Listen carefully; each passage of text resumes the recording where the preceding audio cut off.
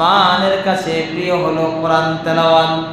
ওয়া তিলাওয়াতুল কোরআন, হযরত ওসমানের কাছে প্রিয় কোরআনের তেলাওয়াত। এইজন্য দেখা যায় হযরত ওসমান 2 রাকাত নামাজের মধ্যে সমস্ত কোরআন খতম করে ফেলেছে। 2 রাকাত নামাজে সমস্ত কোরআন খতম করে ফেলেছে হযরত ওসমান। শুধু তাই নয়, হযরত ওসমানের কাছে কোরআন তেলাওয়াত প্রিয়। এইজন্য দেখা যায় হযরত ওসমান রাত্রিবেলা কোরআন তেলাওয়াত করতেছিলেন। দুশমন আক্রমণ করেছে, শাহাদাত বরণ করেছে, গায়ে থেকে সর্বপ্রথম ফোঁটা কোরআনের পৃষ্ঠার উপরে পড়েছে। হযরতে ওসমান শাহাদাত বরণ করেছে। হযরতে ওসমান শাহাদাতের সাক্ষ্য কোরআন দিবে। কারো শাহাদাতের সাক্ষী পিস্তল দিবে, কারো শাহাদাতের সাক্ষী গুলি দিবে, কারো শাহাদাতের সাক্ষী বর্ষা দিবে, কারো শাহাদাতের সাক্ষ্য ডাল দিবে। কিন্তু হযরতে ওসমানের শাহাদাতের সাক্ষী স্বয়ং কোরআন দিবে, বলবে মালিক আমি কোরআন হযরতে ওসমানের শাহাদাতের ব্যাপারে আমি কোরআন স্বয়ং সাক্ষী দিতেছি। সুবহানাল্লাহ। মুহতারাম হাজিরিন, হযরতে আলহামদুলিল্লাহ আলহামদুলিল্লাহি ওয়া কাফা ওয়া সালামুন আলা ইবাদিহিল্লাযীনা ইসতাফা আম্মা বা'দু ফাআউযু বিল্লাহি মিনাশ শাইতানির রাজীম। বিসমিল্লাহির রাহমানির রহিম। ওয়া ইবাদুর রাহমানিল্লাযীনা ইয়ামশুনা আলাল আরদি হাওনা ওয়া ইযা খাতাবাহুমুল জাহিলুনা ক্বালু সালামা। وقال النبي صلى الله عليه وسلم من كان يؤمن بالله واليوم الآخر فليكرم ضيفه أو كما قال عليه الصلاة والسلام. اللهم صل على محمد وعلى آل محمد كما صليت على إبراهيم وعلى آل إبراهيم إنك حميد مجيد. اللهم بارك على محمد وعلى آل محمد كما باركت على إبراهيم وعلى آل إبراهيم إنك حميد مجيد. روح حسن مصطفى روح حسن مصطفى है एक बहरे बेकरार उसके साहिल तक कोई शीर बया पहुँचा नहीं बलगुल उला बिकमालिही कशफत दुजा बिजमालिही हसनत जमीउ खिसालिही सल्लु अलैहि व आलिही. रहे मेरे मस्कन हवाली काबा बने मेरे मदफन दियार मदीना बलगुल उला बिकमालिही कशफत दुजा बिजमालिही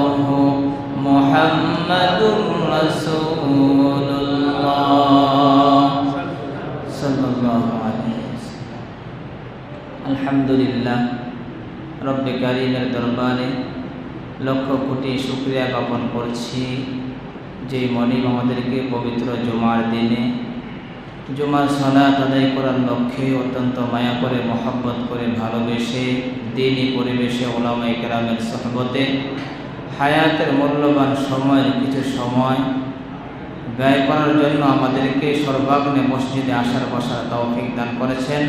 এই জন্য সকলেই কালিমাতুশ শুকর জবান খুলে ভক্তি ভরে মহব্বতে সমস্বরে বলে আলহামদুলিল্লাহ। মোহতারাম হাজিরিন, আমি আপনাদের সামনে 19 নম্বর পারা 4 নম্বর পৃষ্ঠা সূরা ফুরকানের 63 নং আয়াত তেলাওয়াত করেছি। নবীজির অসংখ্য হাদিস থেকে এক টুকরা হাদিস তেলাওয়াত করেছি। আয়াত এবং হাদিসকে সামনে নিয়ে আজকের আলোচনার বিষয় হবে আমাদের সকলের জন্য কিছু প্রিয় কাজ থাকা প্রয়োজন। ওমা তৌফিক ইল্লা বিল্লাহ। গত সপ্তাহে আলোচনা করেছিলাম নবীজি সাহাবায়ে কেরামকে সামনে নিয়ে নবীজি বললেন, হে সাহাবায়ে কেরাম, আমার কাছে দুনিয়ার 3টি জিনিস প্রিয়। নবীজি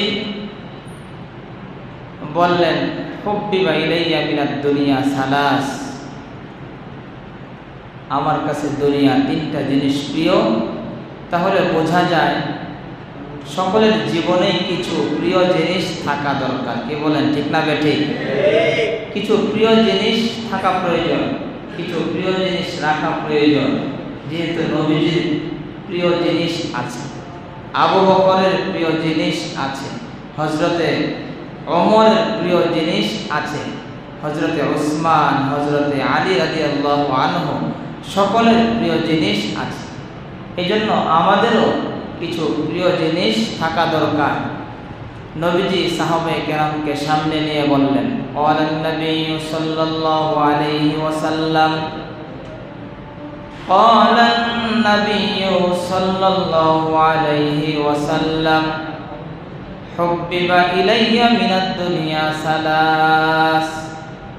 হে সাহাবায়ে কেরাম, দুনিয়া 3টা জিনিস আমি নবীর কাছে প্রিয়।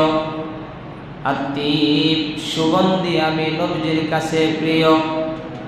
ওয়ান নিসা, মহিলা, নারী হিসাবে, মা হিসাবে, বোন হিসাবে, মেয়ে হিসাবে আমি নবীর কাছে প্রিয়।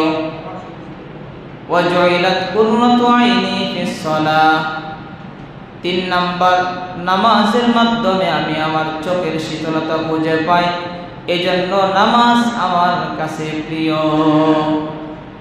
নবীজির প্রিয় জিনিসের কথা সাহাবায়ে কেরামকে বললেন। সিদ্দিক আকবর সামনে বসা, সিদ্দিক আকবর বললেন, আমি আবু বকরের কাছেও 3টা জিনিস প্রিয়। হুব্বিবা ইলাইয়া মিনাদ দুনিয়া সালাস, আমি আবু বকরের কাছেও দুনিয়ার 3টা জিনিস প্রিয়। 1 নাম্বার, নাজরু ইলা ওয়াজহি রাসূলিল্লাহ, সরওয়ারে দু আলম নবীর চেহারা তাকিয়ে দেখা আমি আবু বকরের কাছে প্রিয়। 2 নাম্বার, ইনফাকু মালি আলা রাসূলিল্লাহ, নবীর নামে দ্বীনের জন্য মাল খরচ করা আমি আবু বকরের কাছে প্রিয়। 3 নাম্বার, আমার মেয়ে আয়েশা নবীর স্ত্রী হয়ে যাক, আমি আবু বকরের কাছে এটা প্রিয়। সিদ্দিক আকবর তার 3টা প্রিয় জিনিসের কথা বললেন। সরওয়ারে দু আলম নবী তার 3টা প্রিয় জিনিসের কথা বললেন। সামনে ওমর বসা, ওমর বলে, সাদাকতা ইয়া আবু বকর, হে আবু বকর, আপনি সত্য বলেছেন। সরওয়ারে দু আলম নবীর কাছে 3 জিনিস প্রিয়, আপনার কাছে 3 জিনিস প্রিয়। হুব্বিবা ইলাইয়া মিনাদ দুনিয়া সালাস, আমি ওমরের কাছেও 3টা জিনিস প্রিয়। 1 নাম্বার, আল আমরু বিল মারুফ, সৎ কাজের আদেশ করা আমি ওমরের কাছে প্রিয়। ওয়ান নাহয়ু আনিল মুনকার, 2 নাম্বার, অসৎ কাজ থেকে মানুষকে ফিরিয়ে রাখা, অসৎ কাজ থেকে বাধা প্রদান করা আমি ওমরের কাছে প্রিয়।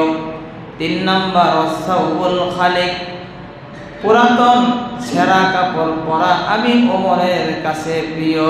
বলে সুবহানাল্লাহ। ছেঁড়া কাপড় পরা, 18 তালিওয়ালা কাপড় পরা ওমরের কাছে প্রিয়।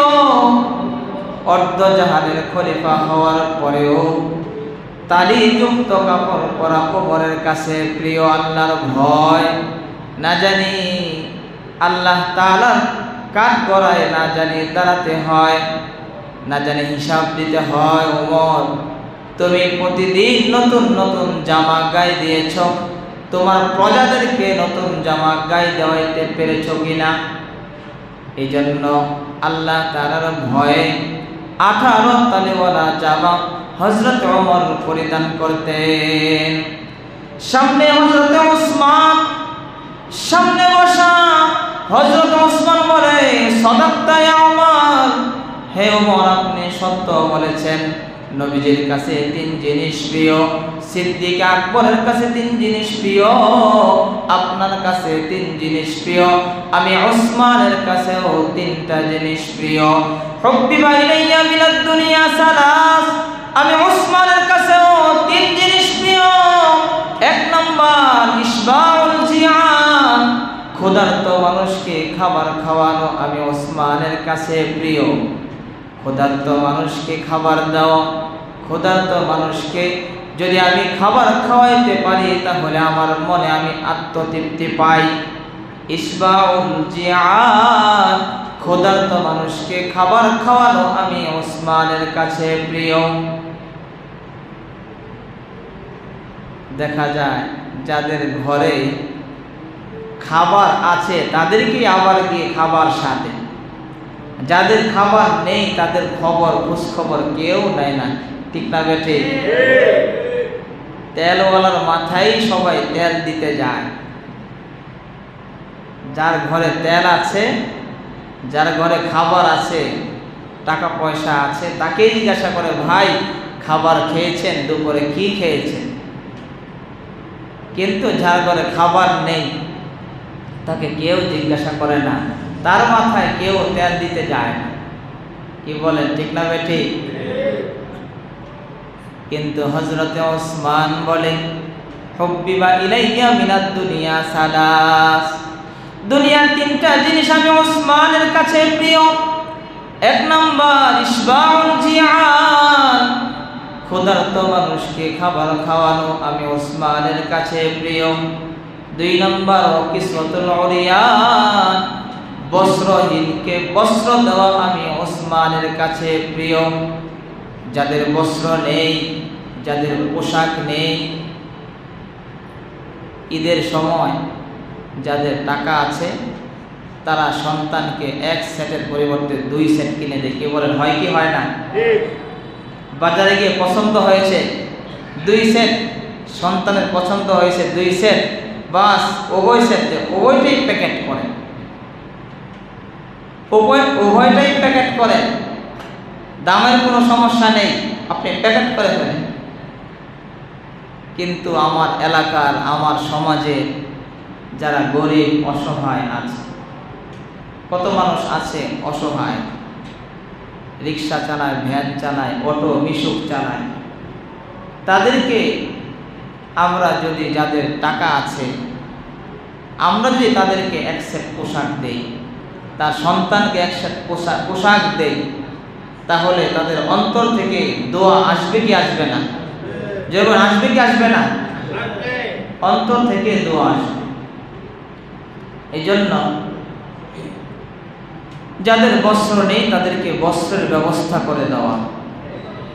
ময়দানে মাহশারে আল্লাহ তাআলা বলবেন, হে ধনী, আমি অভাবী ছিলাম, তুমি আমাকে খোঁজ খবর নাও নাই। আমি বস্ত্রহীন ছিলাম, বস্ত্র দাও নাই। আমি অন্নহীন ছিলাম, তুমি আমাকে অন্ন দাও নাই।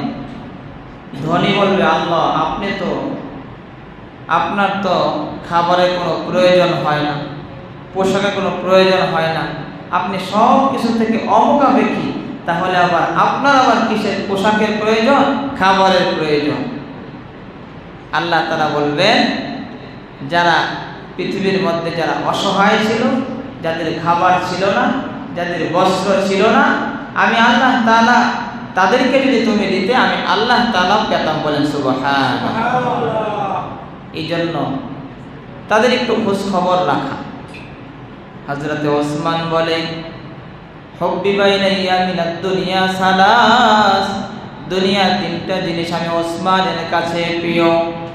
1 নাম্বার ইশবাউল জিআন, ক্ষুধার্ত মানুষকে খাবার খাওয়ানো আমি ওসমানের কাছে প্রিয়। দুই নাম্বার কিসওয়াতুল উরিয়ান, বস্ত্রহীনকে বস্ত্র দেওয়া আমি ওসমানের কাছে প্রিয় কাজ।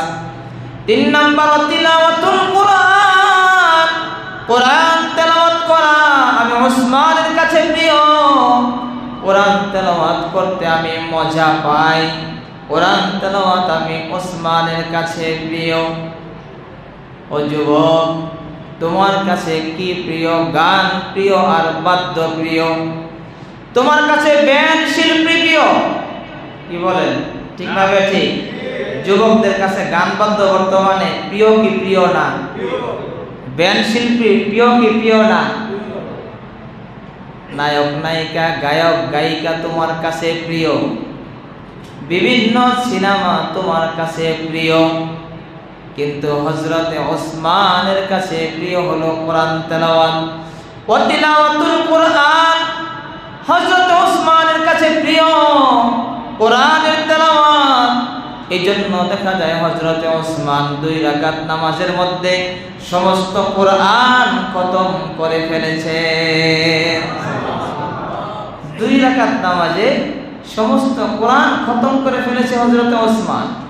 শুধু তাই নয়, হযরতে ওসমানের কাছে কোরআন তেলাওয়াত প্রিয়। এইজন্য দেখা যায় হযরতে ওসমান রাত্রিবেলা কোরআন তেলাওয়াত করতেছিলেন। দুশমন আক্রমণ করেছে, শাহাদাত বরণ করেছে, গায়ে থেকে সর্বপ্রথম ফোঁটা কোরআনের পৃষ্ঠার উপরে পড়েছে। হযরতে ওসমান শাহাদাত বরণ করেছে। হযরতে ওসমান শাহাদাতের সাক্ষ্য কোরআন দিবে, কারো শাহাদাতের সাক্ষী পিস্তল দিবে, কারো শাহাদাতের সাক্ষী গুলি দিবে, কারো শাহাদাতের সাক্ষী বর্ষা দিবে, কারো শাহাদাতের সাক্ষ্য ডাল দিবে। কিন্তু হযরতে ওসমানের শাহাদাতের সাক্ষী স্বয়ং কোরআন দিবে, বলবে মালিক আমি কোরআন হযরতে ওসমানের শাহাদাতের ব্যাপারে আমি কোরআন স্বয়ং সাক্ষী দিতেছি। সুবহানাল্লাহ। মুহতারাম হাজিরিন, হযরতে ওসমানের কাছে কোরআন তেলাওয়াত প্রিয়। সামনে হযরতে আলী রাদিয়াল্লাহু তাআলা আনহু সামনে বসা। হযরতে আলী বলে, সাদাক্তা ইয়া ওসমান, ওসমান আপনি সত্য বলেছেন। সরওয়ারে দু আলম নবীর কাছে 3টা জিনিস প্রিয়, সিদ্দিক আকবরের কাছে 3 জিনিস প্রিয়, ওমরের কাছে 3টা জিনিস প্রিয়, আপনি ওসমানের কাছে 3টা জিনিস প্রিয়। হযরতে আলী বলেন, হুব্বিবা ইলাইয়া মিনাদ দুনিয়া সালাস, দুনিয়া 3টা জিনিস আমি আলীর কাছেও প্রিয়। 1 নম্বর খিদমাতুজ যায়ীব, মেহমানের খেদমত করা আমি আলীর কাছে প্রিয়। মেহমানের খাতির করা, মেহমানকে সম্মান করা, মেহমানের সামনে উত্তম খাবার দেওয়া, মেহমানকে ভালো পরিবেশে বসানো, মেহমানের সম্মান ইজ্জত করা, মেহমান নওয়াজি করা আমি আলীর কাছে প্রিয়। হাদিসের মধ্যে এসেছে, ক্বালান নবী সাল্লাল্লাহু আলাইহি ওয়াসাল্লাম, মান কানা ইউমিনু বিল্লাহ, মান কানা ইউমিনু বিল্লাহি ওয়াল ইয়াউমিল আখির ফালইউকরিম যায়ফাহু। সরওয়ার দু আলম নবী বলেন, যারা আল্লাহর প্রতি, রাসূলের প্রতি, যারা আখিরাতের প্রতি, বিল্লাহি ওয়াল ইয়াউমিল আখির, আল্লাহর প্রতি আখিরাতের প্রতি যারা ঈমান আনে, যারা মুমিন, যারা মুত্তাকি, যারা ঈমানদার, ফালইউকরিম যায়ফাহু, তারা যেন মেহমানের সম্মান করে। বলেন সুবহানাল্লাহ। নবীজি বলেন, যারা মুমিন তারা যেন মেহমানের সম্মান করে, মেহমানের ইজ্জত করে। মেহমান নওয়াজি আগে অনেক ছিল। মেহমানকে মেহমানদারি করানোর মধ্যে আনন্দ ছিল, মেহমান নওয়াজিও ছিল অনেক বেশি। কিন্তু বর্তমানে মেহমান নওয়াজি আস্তে আস্তে কমেই যাচ্ছে। মেহমান বাড়িতে আসলে ঘরওয়ালা বেশি একটা ভালোবাসে না, কি বলেন, ঠিক না বেঠিক?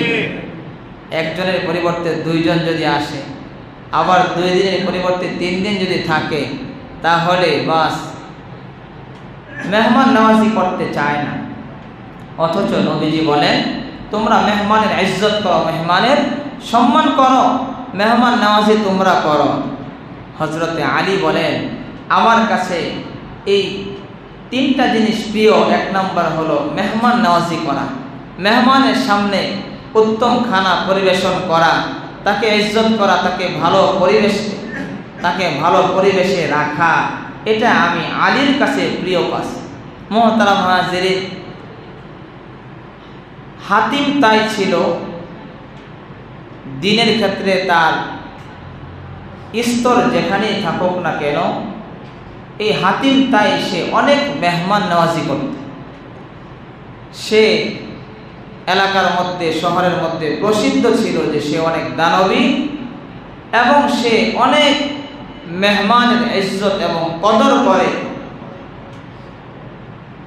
এক লোক চিন্তা করলো হাতিম তাই এত প্রশংসা শুনি, হাতিম তাই সবাইকে মেহমানদারি করে, সবাইকে দান করে, দানবীর তার নাম উঠে গেছে, দেখি পরীক্ষা করে কেমন দানবীর। আমি তার কাছে তার সবচাইতে প্রিয় জিনিসটা আমি তার কাছে চাবো। ওই লোক হাতিম তার বাড়িতে মেহমান হয়। সন্ধ্যাবেলা মেহমানের খাবার সামনে পেশ করে, খাবার খাওয়ানোর পরে যখন বিদায়ের সময় হয়, এবার জিজ্ঞাসা করে হাতিম তাই ভাই আপনার মনে কোনো আরজি আছে কিনা, আমি পূরণ করতে পারি? এবার ওই লোকটা বলে হ্যাঁ, আপনার মেহমানদারির প্রতি আমার তেমন কোনো আকাঙ্ক্ষা নেই, কিন্তু আপনার একটা লাল উট আছে, যে লাল উটটা আপনার সবচাইতে প্রিয় জিনিস। বাজারে লাল উট খুঁজে পাওয়া যায় না, বিরল। আপনার একটা লাল উট আছে। ও হাতিম তাই আমার আকাঙ্ক্ষা হলো আমি লাল উট নেব, আমি আপনার কাছ থেকে আপনার লাল উটটা চাই। হাতিম তাই বলে ও ভাই, সন্ধ্যাবেলা মাজরা মরুভূমি থেকে উট এনে উটের গোশত দিয়ে তোমাকে খাবার খাওয়ানোর সুযোগ হয় নাই, কারণ বালু ঝড় শুরু হয়ে গেছে, এই জন্য মরুভূমি থেকে উট এনে জবাই করে তোমার সামনে গোশত দেওয়ার সুযোগ নাই।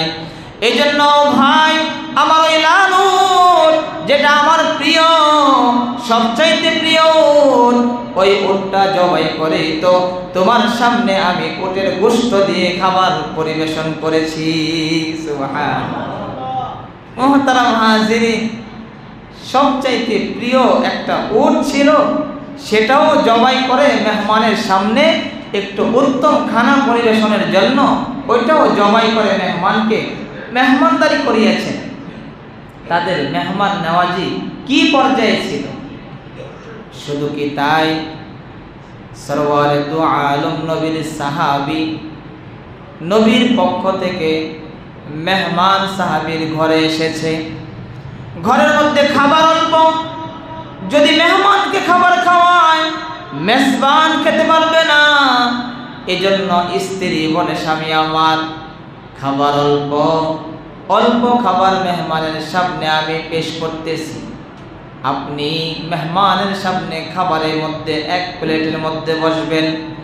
এক প্লেটের মধ্যে বসে হঠাৎ করে আমি কৌশলে বাতি নিভাই দিব, বাতি নিভিয়ে দিলে ঘর অন্ধকার হয়ে যাবে, আপনি হাত বুলাইতে থাকবেন আর মেহমানকে নিজ ইচ্ছায় পেট ভরে খাইয়ে দিবেন। আপনি খাবেন না, শুধুমাত্র হাত বুলাবেন প্লেটের মধ্যে, কারণ নবীর পক্ষ থেকে আসা মেহমান একা খাবার গ্রহণ করবে না। আপনি যদি না খান, আপনি যদি প্লেটের মধ্যে না বসেন, সে বসবে না। এই জন্য আমি কৌশলে বাতি নিভাই দিব, আপনি হাত বুলাবেন আর ওই সুযোগে মেহমানকে পেট পুরে খাইয়ে দিবেন। সত্য সত্য এই সাহাবী আমল করলেন।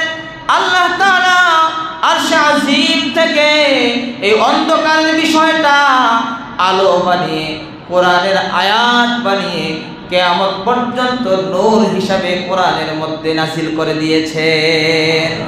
আল্লাহ তাআলা নাযিল করেন ওয়ায়ুসিরুনা আলা আনফুসিহিম ওয়ায়ুসিরুনা আলা আনফুসিহিম ওয়ালাউ কানা বিহিম খাসাসা। আল্লাহ তাআলা আয়াত নাযিল করে দিলেন, তারা অভাবগ্রস্ত থাকার পরেও নিজেদেরকে প্রাধান্য না দিয়ে নবীর কাছ থেকে আসা মেহমানকে তারা প্রাধান্য দিয়ে খাবার খাইয়ে দিয়েছে। বলেন সুবহানাল্লাহ। মুহতারাম হাজিরিন, তো এই মেহমান নওয়াজি এটা সাহাবায়ে কেরামের মধ্যেও ছিল। হযরতে আলী বলে হুব্বিবা ইলাইয়া মিনাদ দুনিয়া সালাস, দুনিয়ার তিনটা জিনিস আমি আলীর কাছেও প্রিয়। এক নম্বর খিদমাতুজ যায়ীফ, মেহমানকে খেদমত করা আমি আলীর কাছে প্রিয়। দুই নম্বর গরমের দিনে রোজা রাখা আমি আলীর কাছে প্রিয়। গরমের দিন রোজা রাখতে আমি আত্মতৃপ্তি পাই। গরমের দিন রোজা রাখতে আমার কাছে ভালো লাগে, কারণ গরমের দিন রোজাটা আমাকে অনেক কষ্ট দেয়। গরমের দিন রোজা রাখতে কষ্ট হয়, এটা আমার কাছে ভালো লাগে। দুই নাম্বার আমার কাছে প্রিয় হলো গরমের দিন রোজা রাখা।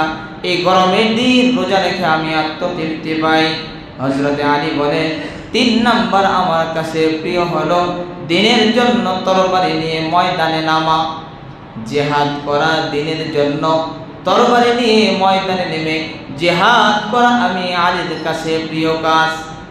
হযরতে আলী রাদিয়াল্লাহু আনহু তার পছন্দের কথা বললেন, সরওয়ারে দু আলম নবী তার পছন্দ বললেন, সিদ্দিক আকবর তার পছন্দ বললেন, হযরতে ওমর তার পছন্দ বললেন, হযরত ওসমান তার পছন্দ বললেন, হযরতে আলী তার পছন্দ বললেন। এবার আল্লাহ তাআলা জিবরাইলকে বলে, জিবরাইল, ও জিবরাইল, তুমি যদি দুনিয়ার বাসিন্দা হতে তোমার কাছে কি কি প্রিয় হতো? জিবরাইল বলে, মালিক, আমি যদি দুনিয়ার বাসিন্দা হতাম আমার কাছেও তিনটা জিনিস প্রিয় হতো। এক নাম্বার ইরশাদুদ্দাল্লিন, যারা পথভ্রষ্ট, যারা গোমরাহ, তাদেরকে ধরে ধরে আমি হেদায়েতের পথ দেখাতাম। যারা গোমরাহ হয়ে গেছে, পথভ্রষ্ট হয়ে গেছে, মসজিদে সাজদা করে, আবার মাজারেও সাজদা করে, আল্লাহ তাআলাকে সাজদা করে, আবার বাবাকেও সাজদা করে। কি বলেন, আছে কি নাই? জোরে আছে কি নাই? আল্লাহ তাআলাকেও মালিক মনে করে, আবার বাবাকেও মালিক মনে করে। আল্লাহ তাআলার কাছেও চায়, মালিক আমাকে দেন, আমি অভাবী, অসুস্থ, আমার সন্তান নাই। আবার মাজারে মাজারে ঘুরে ওখানে সিন্নি আর তবারক দিয়ে ওই মাজারওয়ালাকে বলে, বাবা আমাকে সন্তান দেন। কি বলেন, ঠিক না বেটি? মুহতারাম হাজিরিন, জিবরাইল বলে এই সমস্ত বেকুব যারা, এই বেকুবগুলো, গোমরাগুলো, এদেরকে ধরে ধরে হেদায়েতের পথে উঠায় দিতাম। এই একমাত্র মসজিদে, ঘরে, বাহিরে সেজদা একমাত্র আল্লাহকে দেওয়া যায়, অন্য কাউকে সেজদা দেওয়া যায় না। এগুলি বলতাম, এই পথ দেখিয়ে দিতাম তাদেরকে যে একমাত্র আল্লাহকে সেজদা করবি, কোনো বাবাকে, কোনো পীরকে, কোনো মাজারে সেজদা করবি না। এভাবে ধরে ধরে তাদেরকে পথ দেখিয়ে দিতাম। জিবরাইল বলে, যদি আমি দুনিয়ার বাসিন্দা হতাম আমার কাছে দুনিয়ার তিনটা জিনিস প্রিয় হতো। এক নম্বর ইরশাদুদ্দাল্লিন, যারা পথভ্রষ্ট, গোমরাহ, তাদেরকে ধরে ধরে আমি হেদায়েতের পথে উঠিয়ে দিতাম। অনেকে আছে কবরের উপরে গিয়ে বাতি জ্বালায়, কবরের উপরে মোমবাতি জ্বালিয়ে তারপরে চলে আসে। 2-3 দিন আগে একজন বলতেছে, হুজুর গুরুস্থানে গিয়ে দেখি মোমবাতি জ্বলে। কবরের উপরে কি জ্বলে? জোরে বলেন, কি জ্বলে? আচ্ছা বলো, মোমবাতি কেন জ্বালানো হয়? কারেন্ট নেই, চলে গেছে হঠাৎ, অন্ধকার, এই জন্য মোমবাতি জ্বালিয়ে আলোর ব্যবস্থা করা হয়। কি বলেন, ঠিক না বেঠি? অন্ধকার তো কবরের ভিতরে, উপরে তো অন্ধকার নেই। যদি বাতি জ্বালাতেই হয়, মোমবাতি জ্বালাতে হয়, প্রয়োজন কবরের ভিতরে আর তুমি জ্বালাইতেছো কবরের উপরে, এই মোমবাতি কোনো কাজ হবে? যেগুলো কাজ হবে উপরে তো এমনি আলোয় ফর্সা, সব দেখা যায়, কিছুই বুঝে না, বুঝে না যে তাও বুঝে না। কবরের উপরে মোমবাতি জ্বালা কি মুহতারাম হাজিরিন, এই জন্য মোমবাতি কবরের উপরে জ্বালালে কোনো ফায়দা হবে না, কোনো লাভ নেই, অনর্থক কাজ এটা। যদি পারো কবরের ভিতরে গিয়ে দিয়ে আসো, একটু ফায়দা, ক্ষণিক সময়ের জন্য কি হবে, ফায়দা হবে, একটু ভিতরে আলো হবে। মুহতারাম হাজিরিন, যারা আসলে বোঝে না আল্লাহ তাআলা তাদেরকে বোঝার তৌফিক দান করবেন, আমিন। কবরের ভিতরে কোনো মোমবাতির আলো দিয়ে আসলেও এই আলোয় আলোকিত হবে না। কিভাবে আলোকিত হবে নবীজি বলে গেছেন, সাহাবায়ে কেরাম আমল করে দেখিয়েছেন।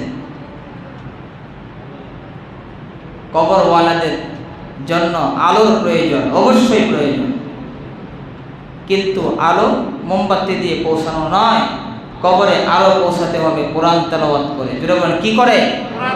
কোরআন তেলাওয়াত করে সব রাসানি করবে আল্লাহ। আপনি এই কোরআনের নূর আপনি তাদের কবরে পৌঁছিয়ে দেন, আল্লাহ তাআলা এটাকে, এই নূরকে বাতি বানিয়ে তাদের কবরের ভিতরে জ্বালিয়ে রাখবে। এই নূর তাদের কবরে পৌঁছবে। কিছু তেলাওয়াত করুন, কিছু ওজিফা পাঠ করুন, কিছু দোয়া করুন, কিছু দান করুন, সদকা করুন, এগুলো আল্লাহ তাআলা আলো হিসাবে কবরে পৌঁছাবে, এগুলোর মাধ্যমে আযাব মাফ হবে। কিন্তু উপরে এগুলো না করে উপরে আগরবাতি আর মোমবাতি জ্বালালে ভিতরে কি হবে না, কোনো ফায়দা হবে না। এই জন্য আল্লাহ তাআলা আমাদেরকে এই জাতীয় বেদাত থেকে বেঁচে থাকার তৌফিক দান করবেন, আমিন। মুহতারাম হাজিরিন, বলতেছিলাম জিবরাইল আলাইহিস সালাতু ওয়াস সালাম, আল্লাহ তাআলা জিজ্ঞাসা করলেন, জিবরাইল তুমি যদি দুনিয়ার বাসিন্দা হতে, দুনিয়ার সদস্য হতে, তোমার কাছে কি প্রিয় হতো? জিবরাইল বলে, আমি যদি দুনিয়ার সদস্য হতাম আমার কাছে দুনিয়ার তিনটা জিনিস প্রিয় হতো। এক নাম্বার ইরশাদুদ-দাল্লিন, পথভ্রষ্টদেরকে পথ দেখানো আমার কাছে প্রিয় হতো। দুই নাম্বার এতিম, যারা মাহারা বাবাহারা, যারা এতিম অসহায় তাদের অভিভাবক আমি হতাম। কারণ এতিমের মাথায় হাত বুলালেও আল্লাহ তাআলা খুশি হয়। এই জন্য জিবরাইল বলে আমি এতিমের অভিভাবক হতাম, যারা এতিম। বর্তমানে তো এতিমের মাল খাওয়ার জন্য সবাই উপচে পড়ে, কি বলেন, ঠিক না বেঠিক? যদি কেউ এতিম হয়ে যায়, বাবা মারা যায়, অভিভাবক তো নাই, চাচারা, বাস জোরার কে করবে, ভাতিজা তো ছোট, এতিমের মাল খাওয়ার জন্য উপচে পড়ে, উঠে পড়ে লাগে এতিমের মাল খাওয়ার জন্য। এগুলো আগুন, যেগুলো এগুলো কি আগুন। এই জন্য এতিমের মালে হাত দিব না, এতিমের মাল আগুন। কি প্রয়োজন? আপনার যতটুকু আছে তাই নিয়ে সন্তুষ্ট থাকুন, অপরের মালের দিকে হাত দেওয়ার কি প্রয়োজন, আবার এতিমের মালের দিকে। মুহতারাম হাজিরিন, জিবরাইল বলে যদি আমি দুনিয়ার সদস্য হতাম তাহলে এতিমের অভিভাবক আমি হতাম। তিন নাম্বার, যদি আমি দুনিয়ার সদস্য হতাম দুস্থ গরিব মানুষ যারা আছে আমি তাদের খেদমত করতাম, যারা অসহায়, যারা গরিব দুস্থ তাদের খেদমতে আমি নিয়োজিত হতাম। আল্লাহ তাআলা বলেন, জিবরাইল আমার হাবিবের কাছে তিন জিনিস প্রিয়, সিদ্দিক আকবরের কাছে তিন জিনিস প্রিয়, ওমরের কাছে তিন জিনিস প্রিয়, ওসমানের কাছে তিন জিনিস প্রিয়, আলীর কাছে তিন জিনিস প্রিয়, তুমি জিবরাইলের কাছেও তিন জিনিস প্রিয়। জিবরাইল শোনো, আমি আল্লাহ তাআলার কাছেও তিনটা বান্দা প্রিয়। এক নাম্বার, আমার যেই বান্দা দুঃখ গোপন করে ওই বান্দাটা আমার কাছে প্রিয়। দুঃখে থাকে কিন্তু মানুষের কাছে প্রকাশ করে না, অনেক কষ্ট করে কিন্তু মানুষের কাছে বলে বেড়ায় না, যারা দুঃখকে গোপন করে সেই বান্দাটা আমি আল্লাহ তাআলার কাছে প্রিয়। কেউ কেউ আছে একটু কষ্টে পড়লে মোটামুটি সবাই আশেপাশে জানে যে সে কি আছে, কষ্টে দুঃখে আছে। কিন্তু আল্লাহ তাআলা কিছু বান্দা যারা দুঃখে থাকলেও কষ্টে থাকলেও মানুষের কাছে বলে বেড়ায় না। কার কাছে বলে? যেমন কার কাছে বলে?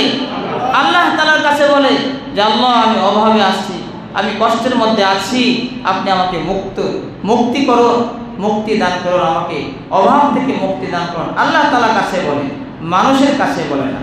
আল্লাহ তাআলা বলে যারা অভাবে অনটনে পড়ে দুঃখকে গোপন করে ওই বান্দাটা আমি আল্লাহ তাআলার কাছে প্রিয়।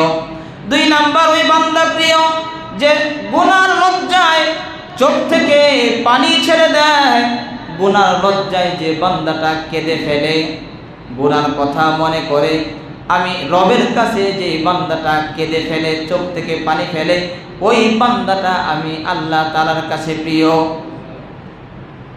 প্রায় মাসখানেক আগে আসরের পরে একটা বান্দা দেখি মসজিদে কিছুক্ষণ থমকে বসে থাকে, কিছুক্ষণ পরে দেখি মোনাজাত ধরে এমন কান্না শুরু করে দেয়।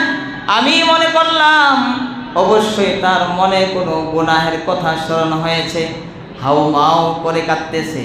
মসজিদে মানুষ নেই, বারান্দায় কোনো মানুষ নেই, আমি অজুখানায় ছিলাম, আমি তাকিয়ে দেখি কিভাবে ফুপিয়ে ফুপিয়ে যুবকটা কাঁদতেছে। যুবক 16 থেকে 18 বছর হবে, ফুপিয়ে ফুপিয়ে কান্না করতেছে। আল্লাহ তাআলা বলে যেই বান্দা গুনার লজ্জায় কেঁদে ফেলে ওই বান্দাটা আমি আল্লাহ তাআলার কাছে প্রিয়। 3 নাম্বার ওই বান্দা প্রিয় যে তওবা করে গুনার জন্য, তওবাকারী বান্দাটা, তওবাকারী গোলামটা আমি আল্লাহর কাছে প্রিয়। যারা তওবা করে আল্লাহ তাআলা তওবাকারী বান্দার প্রতি খুশি হন। বাবার কাছে সন্তান যদি ভুল করার পরে ভুল স্বীকার করে ক্ষমা চায়, তাহলে বাবাও খুশি হয় যে সন্তান ভুল বুঝতে পেরেছে।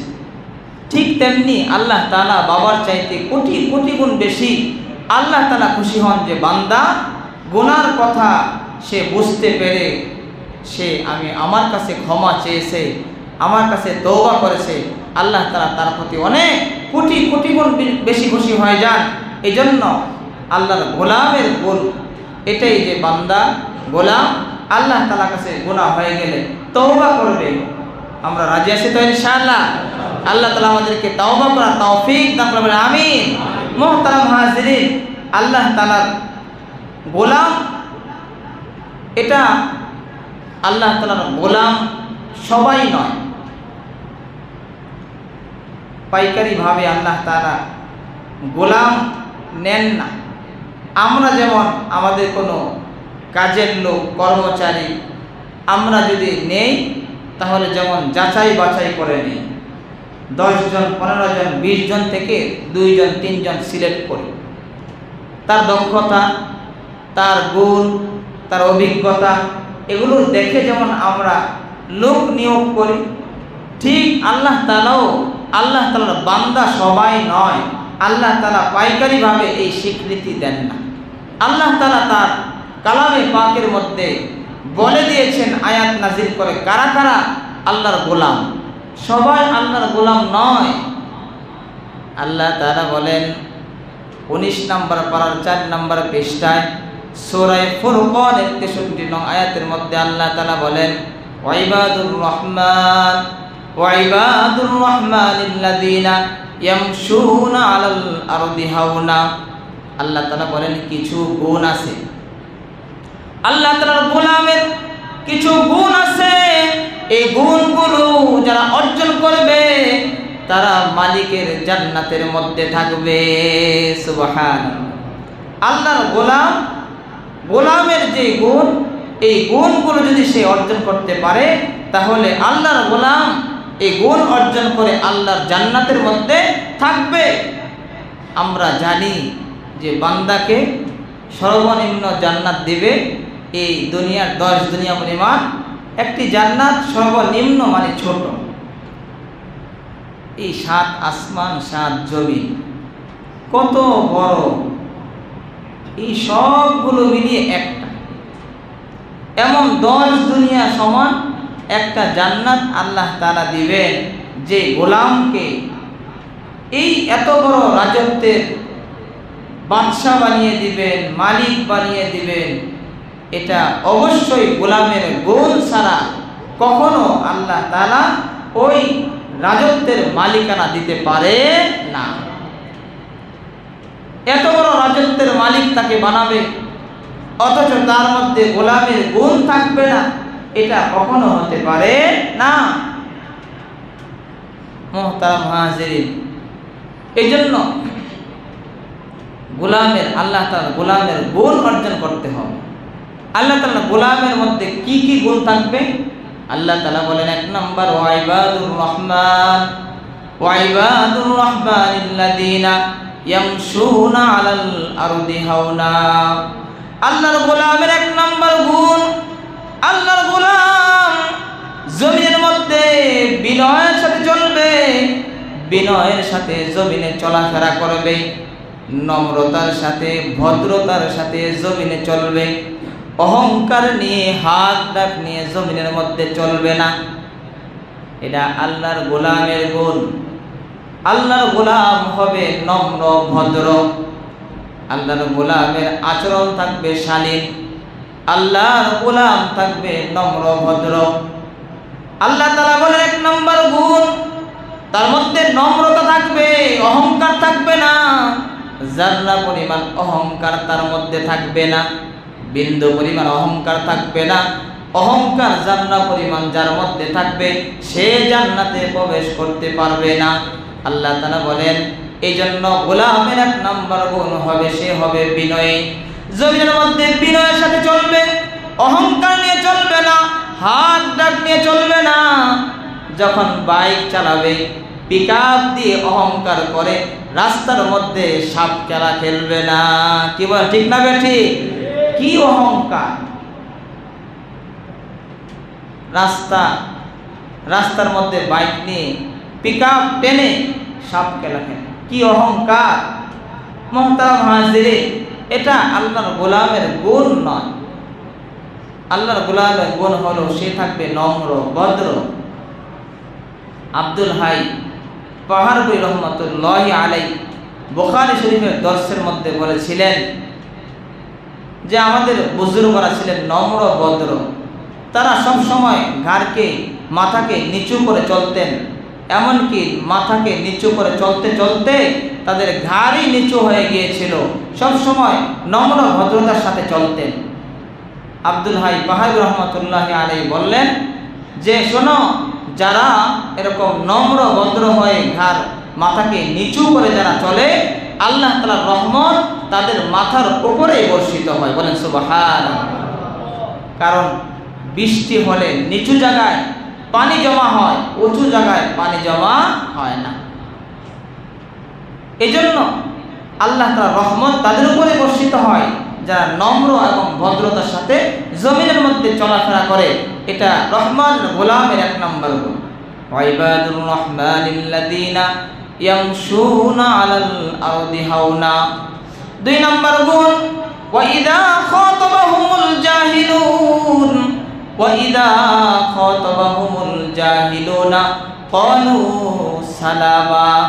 রহমানের গোলামের 2 নম্বর গুণ হলো, কেউ যদি তাকে গালি দেয়, গালির জবাবে পাল্টা গালি দেবে না, তার জন্য শান্তির দোয়া করবে। গালির জবাবে পাল্টা গালি দিবে না, বরং তার জন্য শান্তির দোয়া করবে যে আল্লাহ আপনি তাকে ক্ষমা করে দিন, আপনি তাকে রহম করুন, রহমত দান করুন, তাকে আপনি ধ্বংস করবেন না। এটাই ছিল আমাদের নবীজির আখলাক। নবীজিকে গালি দিত, নবীজি পাল্টা গালি দিতেন না। এমনকি শুধু গালি নয়, নবীজিকে আঘাত পর্যন্ত করেছে, মারধর করেছে, জমিনের মধ্যে বেহুশ করে ফেলে দিয়েছে। তারপরেও নবীজি তাদের জন্য তাদের প্রতিশোধ নেয় না, পাল্টা আক্রমণ করে না, পাল্টা গালি দেয় না, বরং আল্লাহ তাআলার কাছে হাত তুলে বলে, আল্লাহ তারা বোঝে নাই, তাদেরকে আপনি ক্ষমা করে দেন, তাদেরকে আপনি মাফ করে দেন, তাদের উপরে শান্তি বর্ষণ করুন, শান্তির দোয়া করেন। এটা রহমানের গোলামের গুণ। যে কেউ গালি দিলেও তাকে পাল্টা গালি না দেওয়া, তার জন্য শান্তির দোয়া করা। আল্লাহ তাআলা বলেন ওয়াইবাদুর রহমানিল্লাযীনা ইয়ামশুনা আলাল আরদি হাওনা ওয়া ইযা খাতাবাহুমুল জাহিলুনা ক্বালু সালামা ওয়াল্লাযীনা ইয়াবিতুনা লিরাব্বিহিম সুজদান ওয়া কিয়ামা। রহমানের গোলামের 3 নম্বর গুণ, তাদের ঘরগুলোকে ইবাদতের ঘর বানাবে। ঘরের মধ্যে, ঘরের কোণে রাত্রিবেলা মালিকের কুদরতি কদমে সেজদায় পড়ে চোখের পানি ফেলবে, সেজদায় পড়ে বলবে সুবহান রাব্বিয়াল আ'লা, সুবহান রাব্বিয়াল আ'লা, সুবহান রাব্বিয়াল আ'লা। ঘরগুলোকে ইবাদতের পরিবেশ কায়েম করে ঘরের মধ্যে রাত্রিবেলা ইবাদত করবে। এটা হলো রহমানের গোলামের 3 নম্বর গুণ। ঘর ইবাদতের পরিবেশ করে ঘরের মধ্যে কোনায় পড়ে সেজদায় পড়ে চোখের পানি ফেলে ইবাদতে কাটাবে রাত্রিবেলা কিছু সময়। এটা হলো রহমানের গোলামের গুণ। যারা ঘরকে ইবাদতের পরিবেশ করে ঘরে ইবাদত কায়েম করে তারাই রহমানের গোলাম। কিন্তু আমাদের বর্তমান অবস্থা কি? অধিকাংশ ঘরগুলো ছোটখাটো সিনেমায় পরিণত হয়েছে। জোরে বলেন ঠিক না বেঠিক?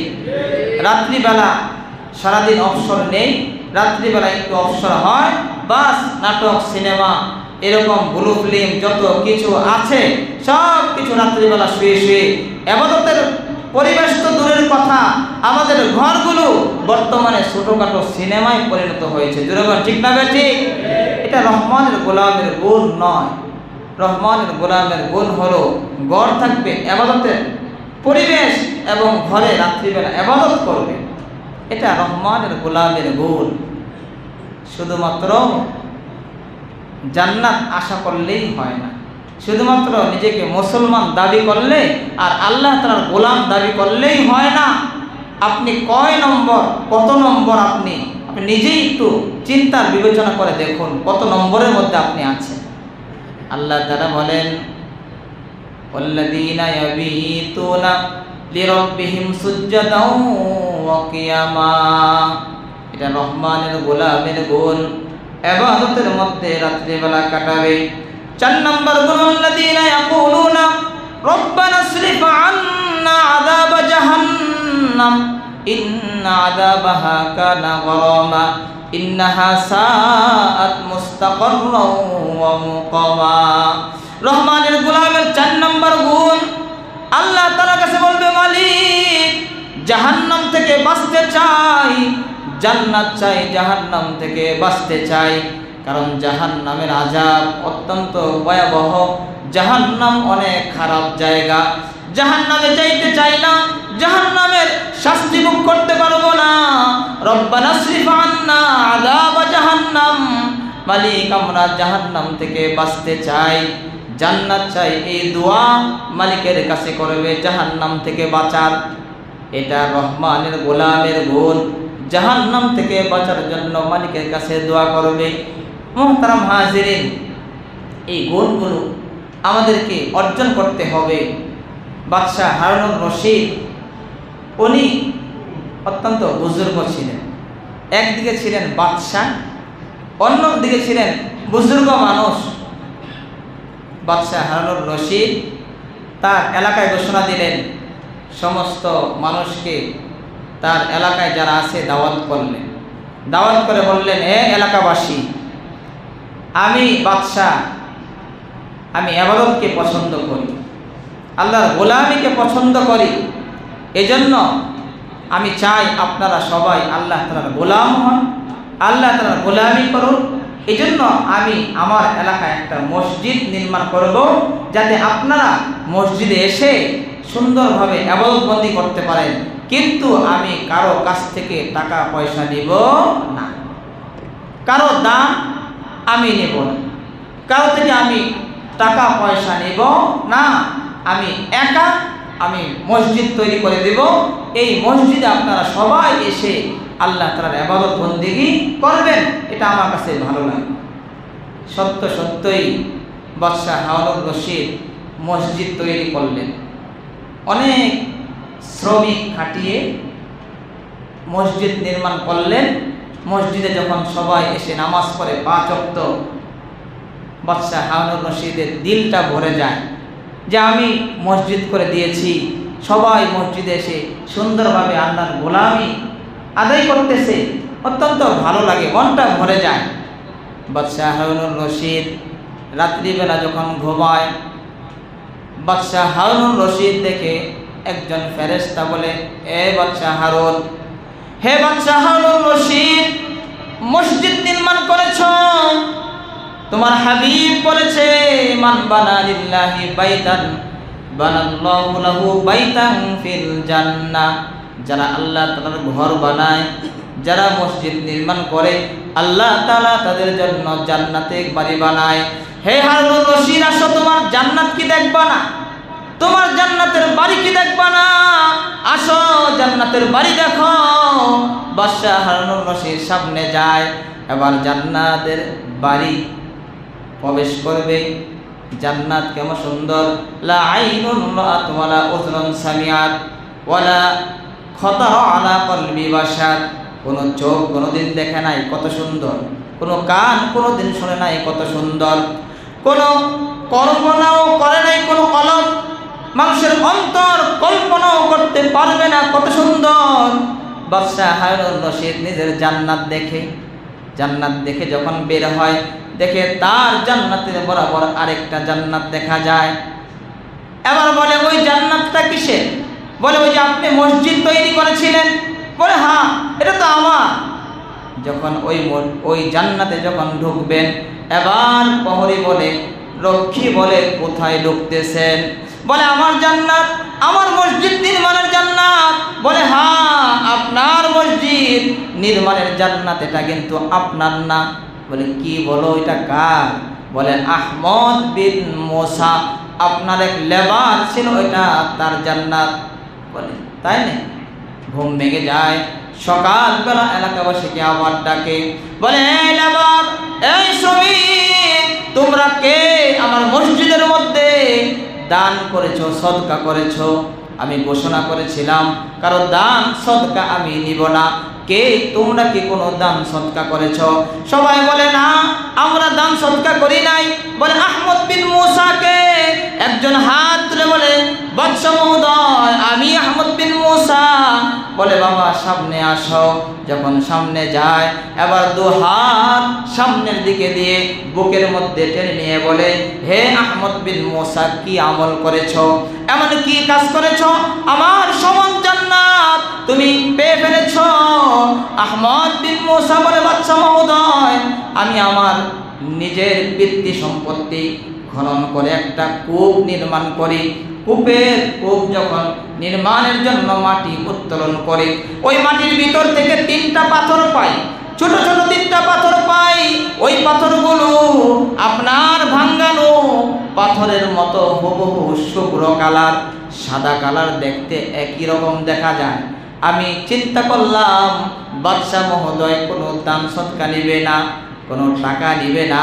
রাত্রিবেলা ওই 3 টুকরা সাদা পাথর নিয়ে আমি রাত্রিবেলা এসে ওই স্তূপের মধ্যে আমার 3 টুকরা পাথর রেখে কেবলামুখী হয়ে বললাম, মালিক, আমার মসজিদ নির্মাণের ক্ষমতা নাই, আমি মসজিদ নির্মাণের তৌফিক নাই, কিন্তু আমার 3টা পাথর আমি স্তূপের মধ্যে রাখলাম। ময়দানে মাহশারে যেদিন তুমি মসজিদ নির্মাতাদেরকে ডেকে ডেকে জান্নাত দিবে, বাড়ি দিবে, সেদিন তুমি আমি আহমদ বিন মুসাকেও তুমি নির্মাতা হিসেবে ডাক দিও। বলেন সুবহানাল্লাহ। আমাকেও মসজিদ নির্মাতা হিসেবে ডাক দিও। আমিও ইব্রাহিমের সন্তান, ইব্রাহিম মসজিদ নির্মাণ করেছে, আমিও তো ইব্রাহিমের সন্তান, আমার তৌফিক নাই, কিন্তু আমি চাই ওই দিন তুমি আমাকে মসজিদ নির্মাতাদের মধ্যে ডেকে আমাকে জান্নাতের বাড়ি তুমি দিবে। চোখ থেকে পানি ফেলে দোয়া করে চলে আসে। বাদশা হারুন বলে, ও আহমদ বিন মুসা, তুমি এই সামান্য দিও, আমি তোমার সাথে জান্নাত দিয়ে পারলাম না। সুবহানাল্লাহ। মুহতারাম হাজিরিন, মসজিদ নির্মাণ